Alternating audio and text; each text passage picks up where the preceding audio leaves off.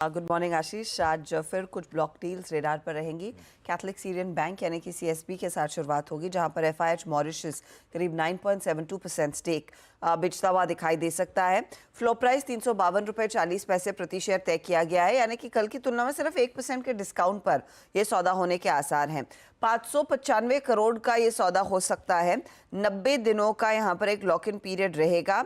Post take cell CSB में करीब FIH 40% तक की हिस्सेदारी होल्ड करता हुआ दिखाई देगा, तो ये स्टॉक आप रेडार पर सबसे पहले रखेंगे।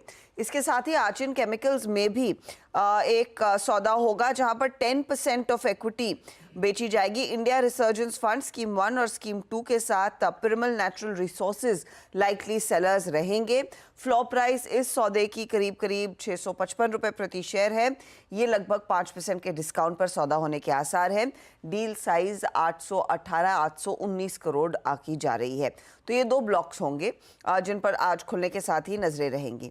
अच्छा, रेडार पर रखेंगे हम डॉक्टर रेड्डीज भी। डॉक्टर रेड्डीज ने दरअसल एक अग्रीमेंट साइन किया है हेलियन पीएलसी एंड एसोसिएट्स के साथ, जिसके चलते ये निकोटिनेल और रिलेटेड ब्रांड्स को 5,290 करोड़ में अक्वायर करने वाले हैं।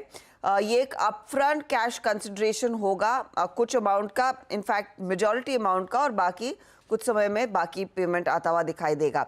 अच्छा, निकोटिनेल दुनिया का सबसे बड़ा ब्रांड है निकोटीन रिप्लेसमेंट थेरेपी सेगमेंट में। वहां पर कंपनी को एंट्री मिलती हुई दिखाई देगी और बेसिकली एक ग्लोबल प्लेटफॉर्म पर ओटीसी प्रोडक्ट कंपनी के हाथ में आता हुआ दिखाई देगा। ये पॉजिटिव रहेगा डॉक्टर रेड्डीज के लिए।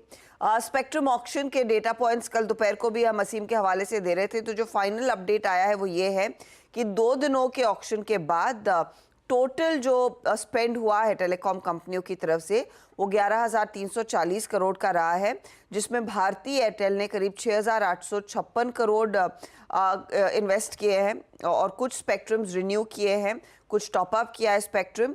जियो ने 974 करोड़ तक का खर्च किया है, और वोडाफोन आइडिया जहां पर एस्टिमेट था कि 1,1200 करोड़ खर्च करेगा स्पेक्ट्रम ऑक्शन पर, 3,510 करोड़ तक का स्पेंड इनकी तरफ से आया है। ये तो 3 चीज़ें हैं जिन पर नजरें रहेंगी।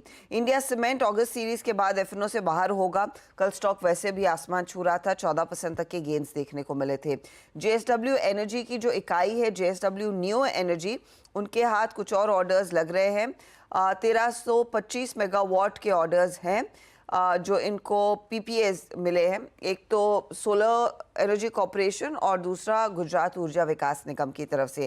केईसी इंटरनेशनल भी आज खबरों में 1025 करोड़ के ऑर्डर्स टीएनडी और केबल बिजनेस ने बैग किए हैं। अदानी पोर्ट रेडार पर रहेगा, जहां पर एसएनपी ग्लोबल ने अपग्रेड की है इनकी रेटिंग। आउटलुक कंपनी का स्टेबल से पॉजिटिव किया है और रेटिंग BBB- पर अफर्म हुई है। ओके, रखिए तमाम स्टॉक्स रेडार पे।